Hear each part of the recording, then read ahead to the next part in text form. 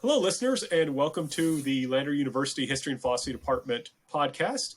This is Dr. Franklin Rausch. I'm hosting this session, and today we're glad to have Miss Gemma Perez join us. Hi, Gemma. Hi. So, Gemma, to start off, you've just graduated from Lander Yes. University with a degree in History Secondary School Certification, Mm-hmm. and you already have a job. Yes. So that's fantastic. And I'm curious, before we get into the rest, did you know that you had a job when you walked? Like when I walked on stage at graduation? Yeah. No. No, okay, not yet. Yeah. Okay, it's kind of funny because sometimes we'll have people who will already have something when they walk, and it's just fantastic. But you got yours within just a few weeks, I think. Actually, no. I got mine okay. in June. June, okay. Yeah. Okay, so fairly recent. Yes. Well, excellent. Well, being on the job market for only a month or so is still doing really well. Yeah. I was on it for a lot longer than that when I was trying to get my first job as a professor. So You're ahead of the game. Well, first, so that was kind of a preview. We're going to be talking about Gemma's success at Lander and in finding a job, and that I think that's exciting and a good thing to hear about, especially for our students who are still in the midst of coursework. But before we do that, first of all, Gemma, could you tell us a little bit about yourself and your time at Lander? Sure. So again, I'm Gemma, and I graduated with a history degree with secondary education certification. I went to Lander for my whole bachelor's, so all 4 years. I'm from Greenville, but I live in Greenwood, which is where Lander is. And I had a wonderful time at Lander. I feel like everyone kind of questions if they made the right school decision or the right degree decision. But I made the right decision for me. Overall, I had a wonderful time at Lander. It was hard at times. I'm not going to lie. I always say, from my personal experience, college was like the good, the bad, and the ugly. There was really good times, not so good times, some really ugly times, but overall, like, it was good. And I learned so much, not just like within my degree and like for my career going forward. Like, I learned so much about myself, about how to interact with people, honestly, how to grow up, basically. And I feel like Lander did a really good job in helping me do all those things. So I enjoyed my time at Lander. I had a wonderful time. Oh, excellent. Well, that was the good. Should I inquire as to the bad and the ugly? For the bad, I would just say, it's not easy. And this is from my personal experience. Like, for me, college was not really a walk in the park. Whether it was like with the courses or just everything in general, there were bad days. And then the ugly, I wouldn't say I had a lot of ugly days, but, there were days where, I questioned, if my decisions I made were the right ones. Like, do I still want to keep doing this? Is this worth it? Like, is the outcome worth it? So, and I feel like everyone's experience is a little different. But I feel, especially with like education people and majors, I feel like it's very normal and common to question as you're going through your time at school, like, if this is the right decision. But yeah, so it wasn't a lot of ugly times, but I would say there were a couple freakouts and a couple like, oh my God, am I really doing this? Is this the right decision for me? Right, excellent. Well, and thank you for sharing that, because I think that's one thing that a lot of students, I think, will say, is it only me that's having these kind of questions or these kind of pressures? And I think it gets especially bad like the spring of your junior year. I think that's when it kind of hits in, like, it's like, oh my gosh, I'm actually almost done. Yeah. So how did you overcome that? Well, I think there was a couple things. One of them was I really knew what I wanted to do. I knew I wanted to be a teacher, and I wanted to be a history major because I love history, the social studies, all of it. So I knew that's what I wanted to do. And for me, there was no other option. So I was willing to go through anything to get there because I was like, this is what I want. So there's nothing else I would want to do. But also just having like a good support system from family, friends, and professors. I think, the school you go to and the college or department you're in and the professors and all the support, like staff and people there, it's really important because you can really like something or really love like a certain subject or whatever. But if the people around it, the people teaching you, supporting you, if they're not, how do I say it? Like if they're not into what they love and what you love, it's going to be a bad experience. So I think the support from inside Lander and outside, like with family and friends, really kept me pushing forward, making me realize that, no, this was the right decision. It's just a little rough right now, but like, it'll be okay. Oh, excellent. So knowing your passion, having people who understand that passion and who support you. Yes. Oh, excellent. That's good to know. That's something that we're always trying to work on is to figure out ways to help students get to know each other and hopefully build those kind of support networks. Mm-hmm. So you mentioned there, of course, you had this passion. Where, how did you develop this passion for teaching? What is it about teaching that excites your interest? Okay. So I'm a little bit of a cliche, unfortunately, but I knew from when I was really small I wanted to be a teacher. I enjoyed school. I wasn't always the best at school, but I really enjoyed school and the environment. And as I got older, I really liked helping like people younger than me. I never really knew how I wanted to help people. I definitely knew it wasn't going to be like in the medical field or anything like that, but I knew I liked teaching, and I was that little cliche kid that, taught her stuffed animals, and I would like bring in my parents and be like, okay, we're going to do algebra or something. And I had like my whiteboard. So I was just really good at it. And I think I liked it and I was good at it because in general, I'm more of a timid person. I'm not very I'm just more timid. But when I would get up and teach someone something, or I would like help my friend with homework, like I wasn't like that anymore. Like I was able to like get over my more like being timid and like step out. So I really liked that because that was a part of me that like I didn't, I could use. And then, so I kind of always knew I wanted to be a teacher. Nothing else really ever caught my attention that I would want to do for the rest of my life. And then when I got to high school, that's when I really figured out that history was my jam. My mom is a big history nerd. She always had documentaries on, books. So I always grew up appreciating history. Like I never found it boring. I always thought it was very important. And then in high school, taking all these different classes, I was like, I love this. Like I could talk about this all day.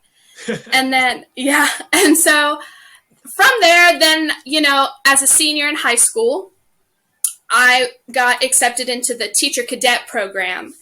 And through that, we visited a bunch of schools, different subjects, different types of schools. And that's where I kind of figured out that high school was probably where I wanted to go, just because I think it fits more with my personality.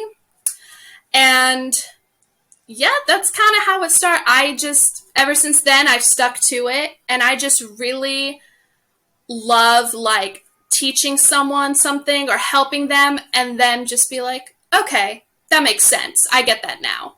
Like, in retrospect, it's really not a big deal. I mean, someone just got, they finally understood something. But like, for me, it's like, like, that's so cool. I was able to like help somebody, especially with history, considering, lots of people are, don't really like it or they don't see, it's hard for them to grasp or understand things. So when I'm able to successfully like help someone understand something or remember even just a simple like trivia fact, I feel like it's a big accomplishment for me.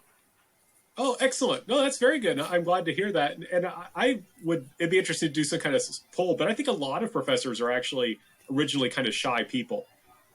Okay. But yeah. it's the love of a subject and the desire to share that love of the subject with other people that gets us into the classroom and that helps us to overcome that. And so what you're describing, I was like, yep, I know what you're talking about because I have that same feeling. Good. I'm glad I'm not the only one. Oh, yeah. Well, like you said, it sounds kind of cliche, but there's a reason. And I should point out, as historians, there's nothing wrong with cliches. Those are just things that have stood the test of time. Mm-hmm. You're right. So one thing, for our listeners, I mean, Gemma has won multiple awards, I believe. Is that correct, from the university and the department? So, yes. So you've done very well. So one thing that if someone were to say to me, what do you think is the biggest issue facing students? And I would be inclined to say getting the balance between work, between life, and between school. And a lot of times whenever I talk to someone who is struggling, it has nothing to do with their natural gifts, their intelligence. A lot of it just has to do with the things that are kind of going on in their life and how they're trying to deal with it. Mm-hmm. So you were able, my understanding is, not only did you do very well in school, you were also actively working and helping your family. So I wonder if you could give us some advice and our students some advice about how to maintain a good balance. Sure. Well, first off, I would say it's hard and you have to learn how to balance that. I feel like no one right off the bat knows, okay, these are my limits, these are the boundaries. I feel like it's a trial and error. So for me, like going into Lander and being at Lander, I had to learn my limits. I had to learn, like, okay, I need to figure out how much time I need to dedicate to school, how much time I can dedicate to my social life, and if I'm working, how much I can work without that interfering. Because the worst thing is, I feel like, especially in college, especially as like freshmen and sophomores, that balance is very hard to figure out. And unfortunately, it could cause some real damage if, students are really not able to figure it out. But I would always say that, your studies should come first, obviously. But also, it's how dedicated you are to your studies. I was kind of lucky in the sense that when I went to college, I already knew what I wanted to do. I had a plan. Like, I wasn't really figuring out anything. So that made me really dedicated in my classes. Like, okay, I need to do well. This is what I want to do. Like, I need to make sure I do this right. But also, you don't want to consume yourself in one thing. So you don't want to just consume yourself in your academics. You don't want to consume yourself in your social life or in your working life. Because if you just consume yourself in one of those, then the other areas are going to hurt. So I would say, it's hard to find the balance, but it will be a trial and error. And I think eventually, people understand what their limits are, how much time they also just need for themselves. Because I feel like personal time and like, self-care and stuff like that is really important for students in college.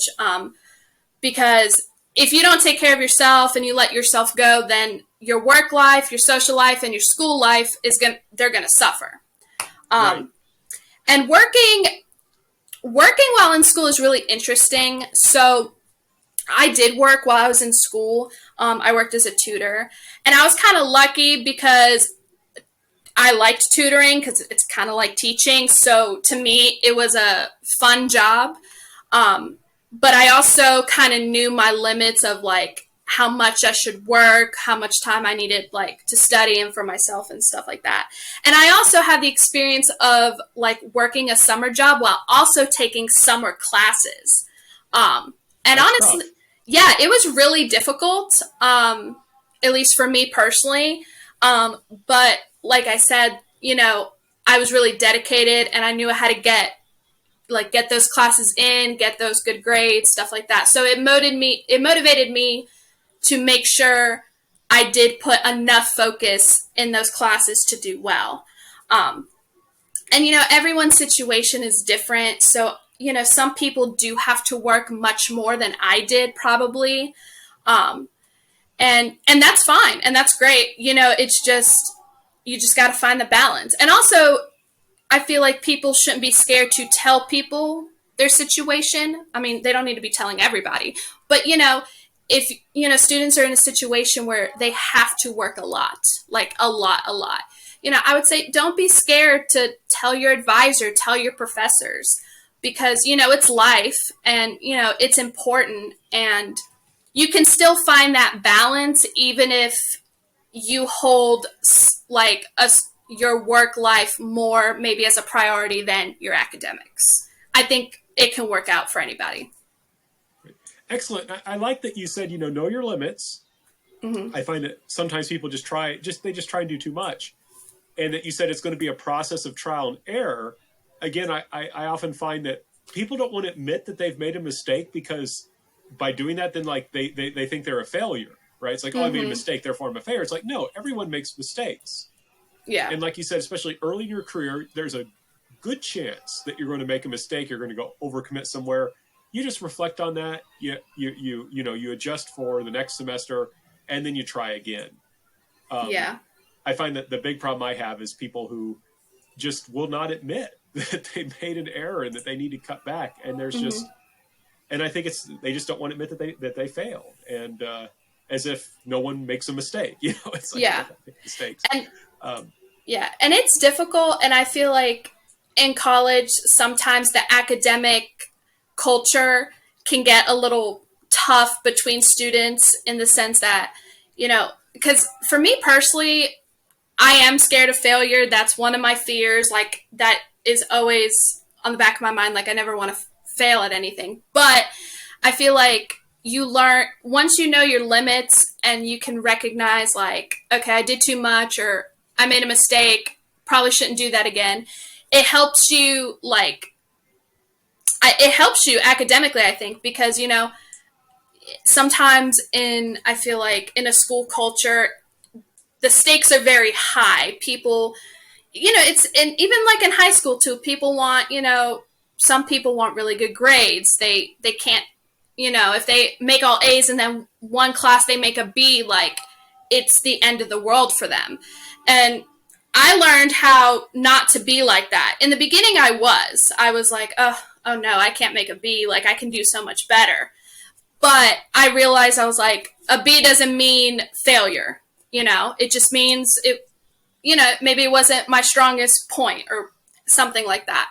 So I feel like just little things like that can go a long way, especially, being a student. I've seen, other students and friends of mine, get really, they really beat themselves up for things that in reality are really not a problem or the end of the world. So. Excellent. So shifting then over to your job. So can you tell us about it? What will you be doing and where?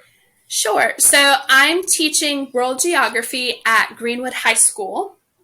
In the fall, I'm teaching 3 CP classes, which are just the regular level.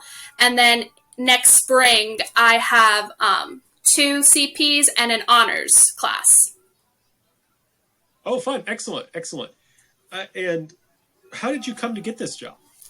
So my senior year, I was student teaching, and I was student teaching at Greenwood High School. And overall, my student teaching went very well. I did pretty good. And my teacher was amazing. I learned so much. He was a big supporter of mine. He was wonderful.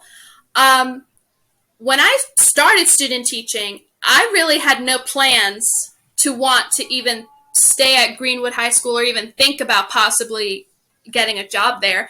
I always thought I was going to go to Greenville, back home, and teach in Greenville County.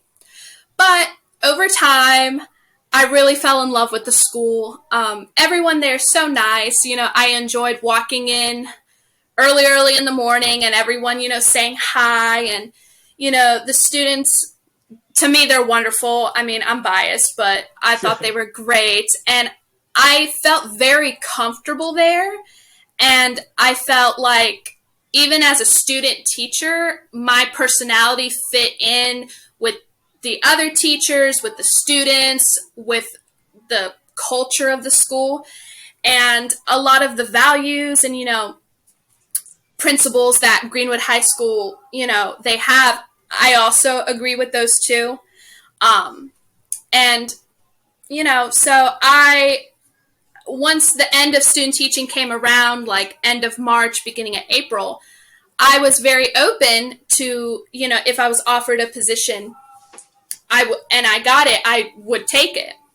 So at the end of my student teaching, me and the principal spoke, and she had told me that she may have some social studies positions open, but she wasn't sure yet because she would have to check with, the district and all the higher ups. And I said, okay, great. And she was like, would you be interested? And I said, yes, actually, I really would. And so she was like, okay, well, we'll be in touch. So that was in April. I didn't hear anything all of May. Oh, no. Yes. So the end of April, all of May, I didn't hear anything. And I'm not a pushy person. I don't like to push because I feel like I'm going to be annoying. So I had reached out to update her with my contact information and stuff like that. But I never brought anything up because I was just waiting. And in the meantime, I was also looking around other places for other jobs. But at this point, I really knew I wanted a position at Greenwood High. So the very beginning of June, I called and I asked her, if she had heard any updates or anything like that. And she told me she would have to get back to me. And I was like, okay, great. And now at this point, I'm nervous because I'm like, oh no, there's not going to be anything open. And I hadn't gotten a job. I hadn't gotten an interview anywhere. And it was a little disheartening just because even though for me, technically it's early in the game, I guess for teachers, a lot of my friends and other people I know had already secured jobs. So I was like, I'm behind. But eventually I got a call back and I was asked to come in for an interview. And then I went in for an interview and I got the job. So, and here we are. Oh, very good. Very good. So it sounds like a lot of it, I mean, it did come down to you made a very good impression during your student teaching. Yes, I think I accredit a lot of the reason why I got this job to my cooperating teacher because he really he was almost like my cheerleader. He advocated for me and he was always in contact with the principal and other teachers, telling them what I was doing and stuff like that. So I would say the main reason why I got this job was because of my student teaching at the school. Excellent. Now, yeah. I think, people, they say it's not what you know, it's who you know, but they mean it in a negative sense. I don't think it's negative, right? It's, you can have a great transcript and be a terrible teacher. Mm-hmm. And you were able to go and say, no, I'm going to be an effective teacher. You should totally hire me. I'm easy to work with, Yeah. Things, right? You showed them, that you could do the job. Mm-hmm. So what did you feel like helped you prepare for getting this position?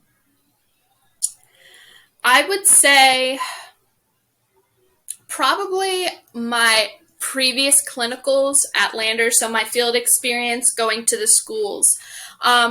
Because for me personally, even though I learned so much in my education courses and classes at Lander, nothing beats learning in the actual environment.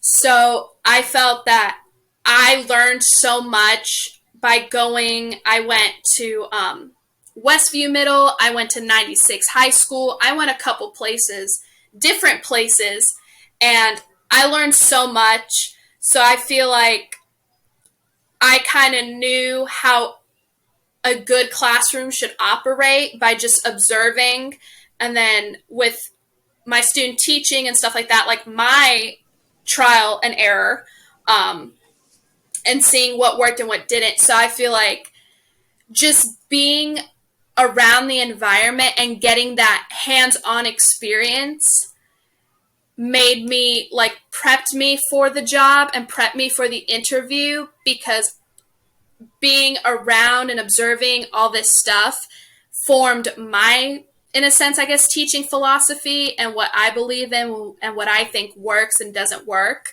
And that carried me through my student teaching.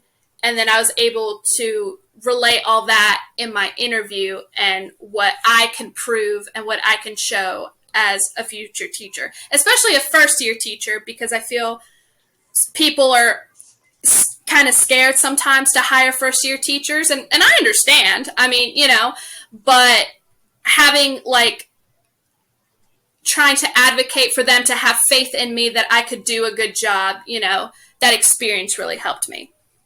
Oh, excellent. Very good. Well, you know, I'm so happy for you, and I know you're going to be great in the classroom. Thank you. As my final question, do you have any general words of advice or any tips for our audience who are mostly going to be, you know, your fellow or, you know, students from Lander? I would say keep going.